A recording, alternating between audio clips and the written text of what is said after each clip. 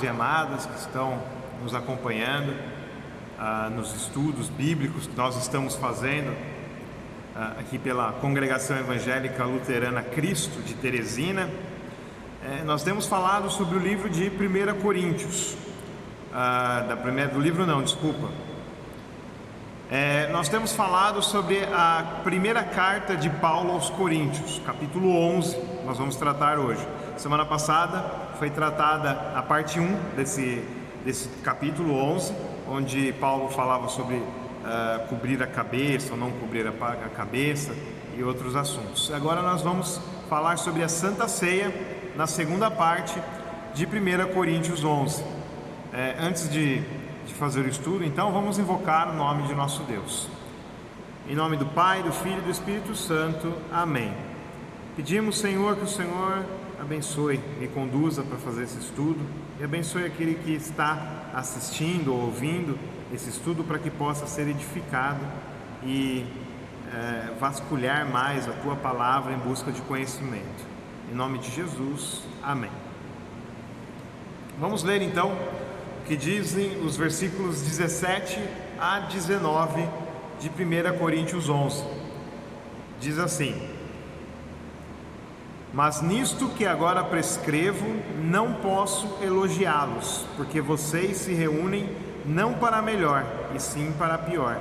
Porque antes de tudo, estou informado de que, quando se reúnem na igreja, existem divisões entre vocês, e eu, em parte, acredito que isso é verdade, e é até necessário que haja partidos entre vocês, para que também os aprovados se tornem conhecidos entre vocês.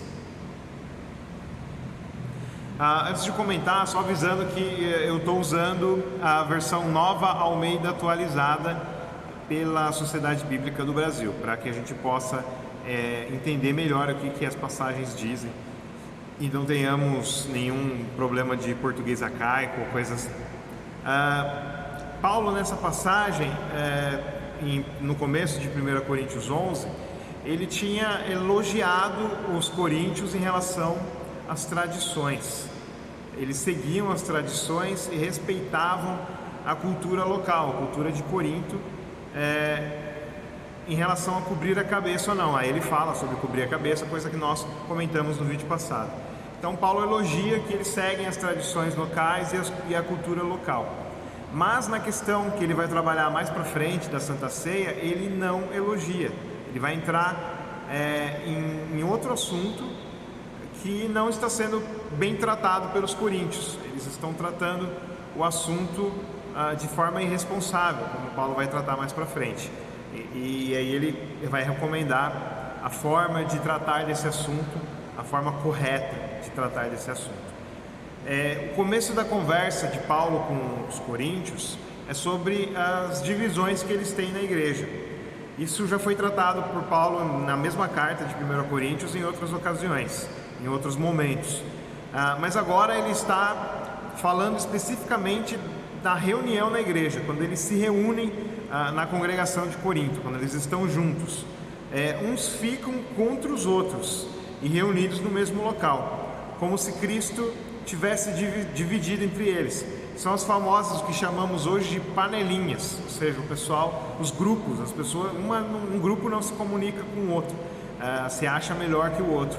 E Paulo diz que isso não é bom, mas isso serve para identificar quando tem panelinhas e quando as pessoas não estão vivendo a vida cristã de maneira correta na igreja. Mas Paulo não está dizendo para atacar essas pessoas ou para tratar mal essas pessoas, de jeito nenhum. Nós temos que acolher como pessoas fracas na fé, como ele falou em outros momentos na carta que nós já estudamos aqui. Então nós temos que acolher esses fracos e ajudá-los em seus problemas de aceitar os irmãos e as irmãs por causa de panelinha ou qualquer outra coisa. Vamos ler os versículos 20 a 22. Quando, pois, se reúnem no mesmo lugar, não é a ceia do Senhor que vocês comem, porque quando comem, cada um toma antecipadamente a sua própria ceia, e enquanto um fica com fome, outro fica embriagado. Será que vocês não têm casas onde podem comer e beber? Ou menosprezam a igreja de Deus e envergonham os que nada têm? Que posso dizer a vocês? Devo elogiá-los? Nisto certamente não posso elogiá-los.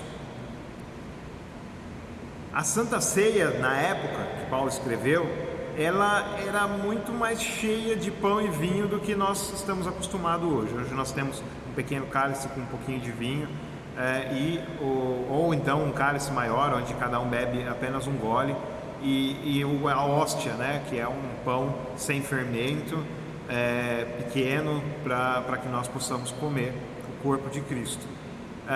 Na verdade, na época, o pessoal almoçava e jantava pão e tomava vinho. Isso era um almoço e uma janta. Então muitos entenderam errado o sentido da ceia. Acreditava que era apenas uma refeição simbólica, não a presença de Cristo no pão e no vinho. Esse erro é cometido até hoje. Então eles exageravam, eles confundiam as coisas e comiam e bebiam muito, ao ponto de não sobrar para os outros. Os outros, tinha gente que ficava sem a Santa Ceia, porque muitos eram egoístas e comiam tudo. Esse egoísmo e essa falta de respeito com a ceia do Senhor, Paulo está condenando, diz que não é para agir dessa forma. A Santa Ceia não é uma janta ou um almoço, é um momento solene de respeito. Devemos comer e beber o suficiente para ingerirmos o corpo e o sangue de Cristo. Por isso que hoje a Santa Ceia é em quantidades bem menores, para que nós possamos ter consciência da solenidade que é a Santa Ceia. Então nós temos pouca quantidade de elementos, uma hóstia e um vinho em pouca quantia, para que nós não cometamos esse exagero que os coríntios cometeram.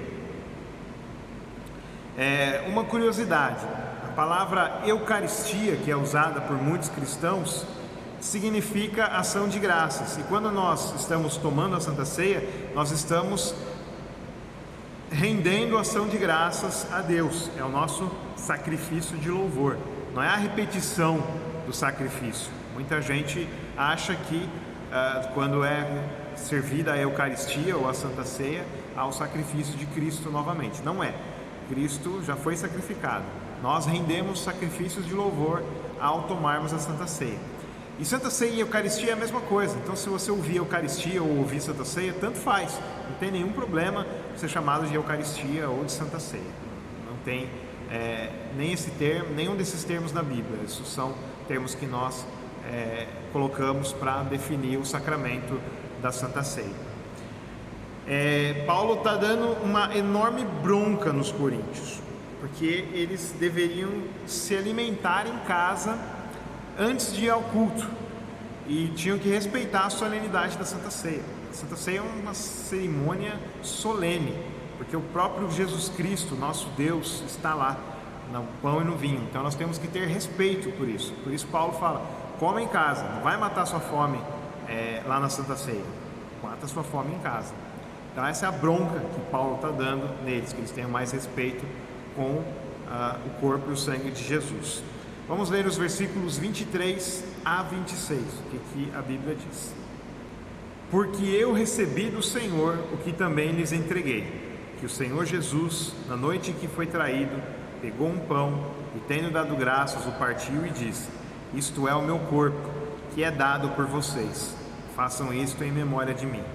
Do mesmo modo, depois da ceia, pegou também o cálice, dizendo: este cálice é a nova aliança do meu sangue. Façam isto todas as vezes que o beberem, em memória de mim. Porque todas as vezes que comerem este pão e beberem do cálice, vocês anunciam a morte do Senhor até que ele venha. Paulo está instruindo a tomar a Santa Ceia, repetindo aquilo que Jesus falou, as palavras da instituição da Santa Ceia, quando Cristo instituiu a Santa Ceia. A Santa Ceia é uma instituição de Cristo, não é uma invenção humana, é o próprio Cristo que instituiu para nos dar graça. Jesus deixa claro que ele está presente na Santa Ceia. Ele pegou o pão e disse claramente: isto é o meu corpo. Ele não disse isto representa o meu corpo, mas isto é o meu corpo.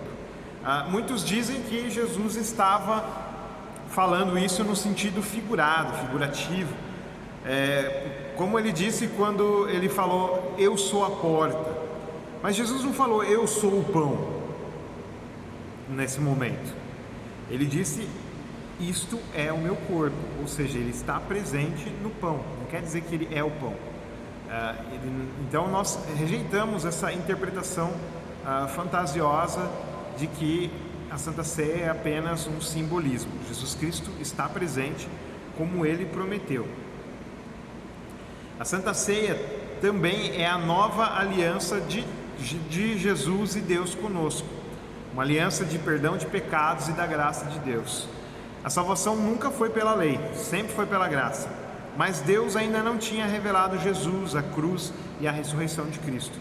Por isso o povo devia basear sua vida na lei. Hoje, com a revelação da nova aliança, nós não acreditamos mais que somos salvos pelo esforço em seguir a lei, mas sabemos que somos salvos pela graça de Deus, e com isso nos empenhamos também a seguir a lei, mas com uma nova mentalidade, uma mentalidade de gratidão, não para sermos salvos. Nós não somos salvos por seguir a lei, mas pela graça de Deus. Mas isso nos compele, nos empurra a seguir a lei, a seguir aquilo que Deus manda, de uma maneira de gratidão. Nós somos gratos a Deus e por isso nós queremos seguir o que Ele orienta, o que Ele manda. O sacramento da Santa Ceia, ele é uma anunciação da morte de Cristo por nós. Nós não tornamos a sacrificar Jesus na Santa Ceia, como muitos pensam, como eu já falei aqui, mas nós louvamos a Deus em sacrifício de louvor pela morte de Jesus por nós. Por isso que é muito adequado colocar um crucifixo com imagem de Jesus na cruz no altar, como tem aqui atrás. Vocês podem ver que tem um crucifixo com a imagem de Jesus na cruz, no altar. Isso porque nós estamos anunciando a morte de Jesus até que Ele venha.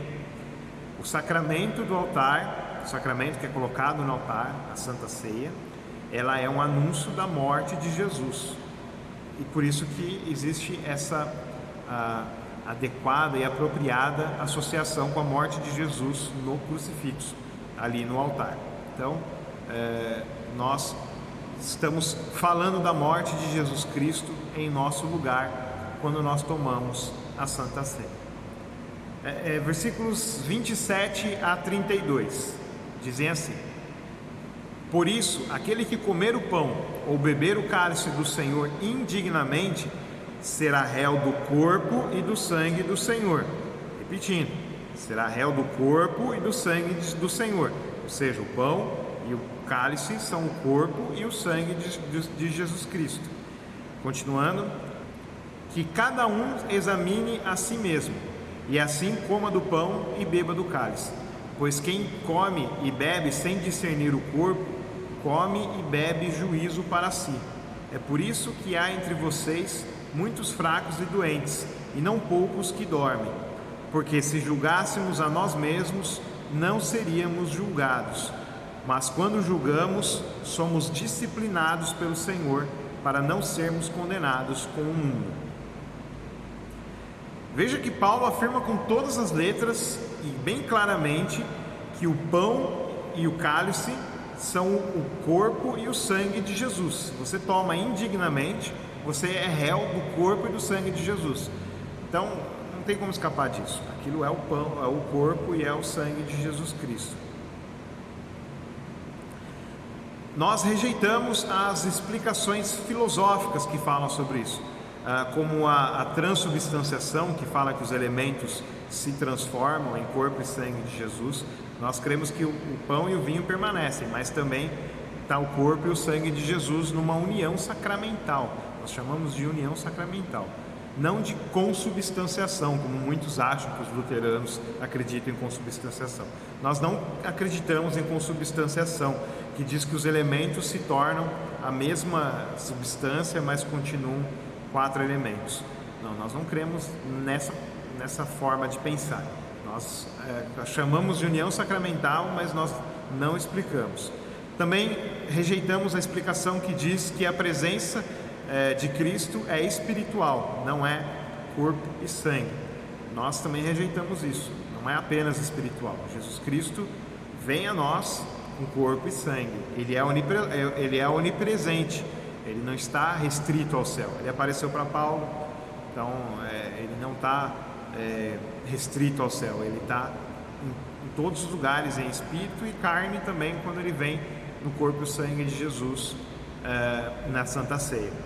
E nós rejeitamos a explicação que é muito frequente hoje em dia, que diz que a Santa Ceia é um memorial apenas, um simbolismo. O pão e o vinho, ou o suco de uva, que geralmente os adeptos dessa vertente usam, dizem que só representam o corpo de Cristo, mas não há nenhuma presença de Cristo ali no sacramento. Então nós rejeitamos qualquer explicação filosófica, nós deixamos isso como um mistério e mantemos um mistério em relação a isso. A Santa Ceia deve ser levada a sério, tratada com respeito e reverência.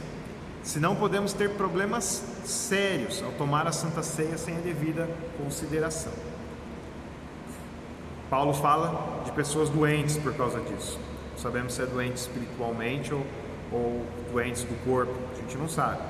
Mas isso é sério, a gente tem que levar em consideração. Por isso que a Igreja Luterana Confessional, como é a nossa igreja IELB, ela pratica a comunhão fechada. Nós só recebemos quem entende que o corpo e o sangue de Jesus estão presentes no pão e no vinho, porque temos medo de prejudicar a pessoa que não tem o mesmo entendimento em relação à Santa Ceia. Então, até que a pessoa possa entender e crer corretamente em relação à Santa Ceia, nós não servimos a Santa Ceia, para quem não acredita nisso. Recomendamos que participe da Santa Ceia em suas próprias congregações, suas próprias denominações. Mas na Igreja Luterana é só para quem entende que Jesus Cristo está presente no pão e no vinho, em corpo e sangue. Mesmo assim, mesmo levando muito a sério a questão da Santa Ceia, nós não pensamos a Santa Ceia como um brinde para os vencedores, um prêmio para vencedores, para aqueles que não pecam, de jeito nenhum. É um alimento para pecadores. Eu estou em pecado, eu pequei essa semana, toma a Santa Ceia.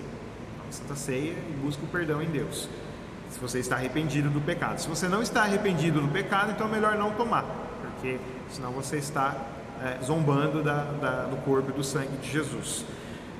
Mas se a pessoa é pecadora, como eu sou pecador e como todos os cristãos são pecadores, cometem pecados, estão arrependidos, podem vir tomar a Santa Ceia, que vão receber o perdão de Deus na Santa Ceia. Antigamente, muitas igrejas tinham o costume de fazer até uma entrevista com os membros que iriam tomar a Santa Ceia. Assim, eles avaliavam se a pessoa estava preparada ou não para o sacramento. Mas, como nós vemos aqui nesse capítulo, Paulo fala para cada um avaliar a si mesmo, julgar a si mesmo. Então, essa prática foi deixada de lado. Então, cada um deve avaliar a si mesmo e assim tomar a Santa Ceia. Vamos ler então os versículos finais, versículos 33 a 34. Assim, meus irmãos, quando vocês se reúnem para comer, esperem uns pelos outros. Se alguém tem fome, que coma em casa, a fim de que vocês não se reúnem para juízo.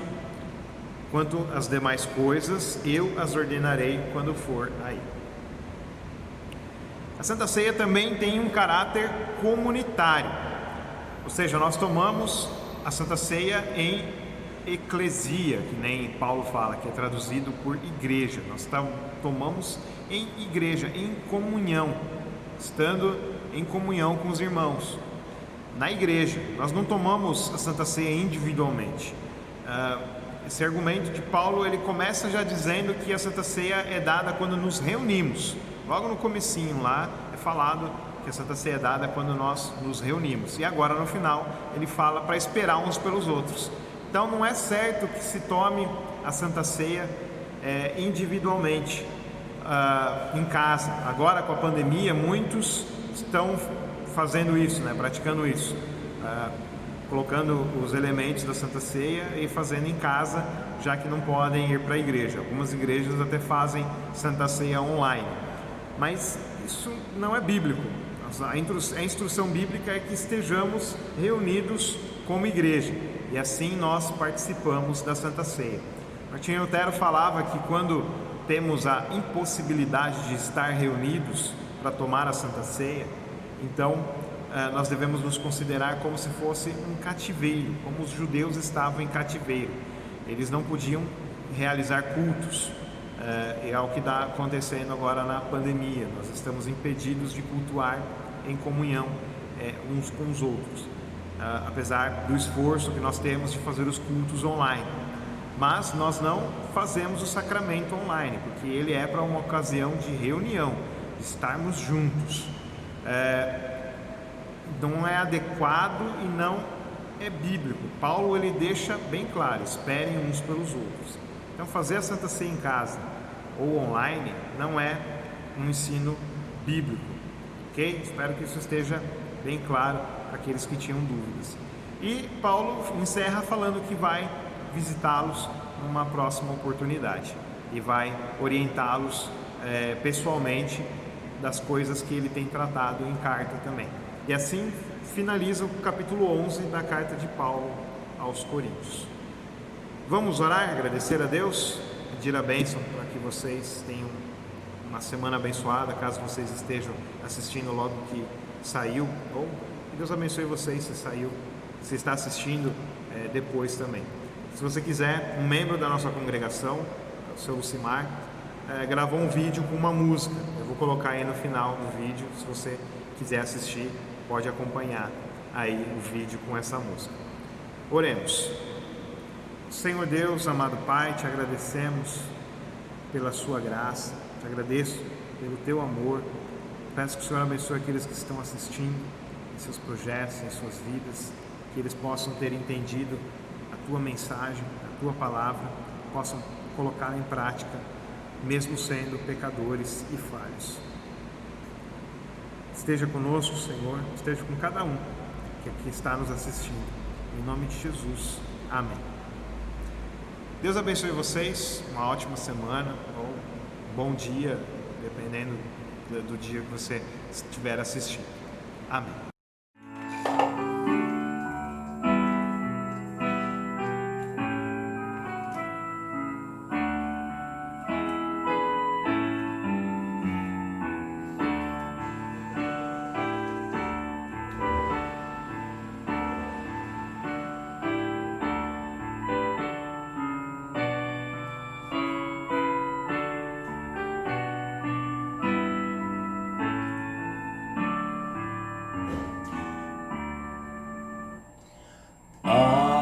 Minha fé, Senhor, ponho em teu grande amor e em teu poder.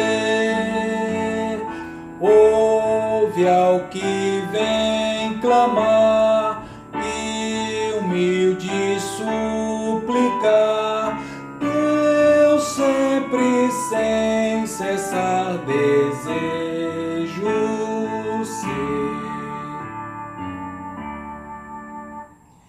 Meu coração sustém e guia em todo bem meu caminhar. Dá-me, ó Jesus, Senhor, por ti maior amor, só para o teu louvor me vem guardar.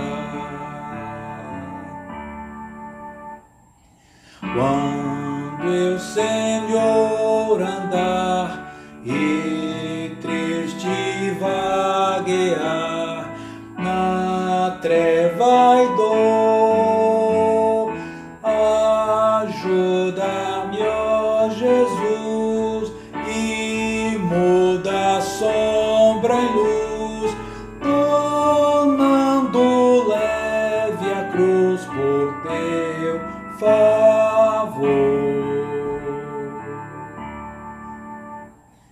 E quando para mim a vida já ao fim